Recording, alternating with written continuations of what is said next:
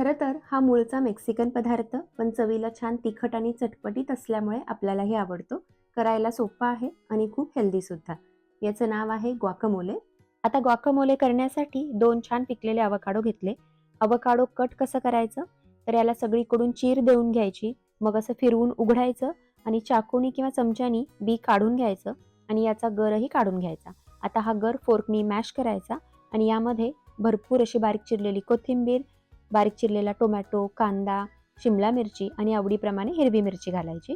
चवीनुसार मीठ घालायचं आणि अर्ध्या लिंबाचा रस. लिंबाचा रस मात्र आवर्जून घालायचा, त्यामुळे छान चटपटीत चव येते आणि अवकाडोचा रंगही काळा पडत नाही. आता हे व्यवस्थित मिसळून घ्यायचं आणि आपलं ग्वाकामोले तयार झालं. तर बघितलं ग्वाकामोले बनवणं किती सोपं आहे. यामध्ये कसलीही प्रोसेस नाही, तेल किंवा साखर नाही, त्यामुळे हेल्दी आहे. टॉर्टिला चिप्स सोबत किंवा मग ब्रेडला लावून सँडविचही बनवू शकता. नक्की ट्राय करा.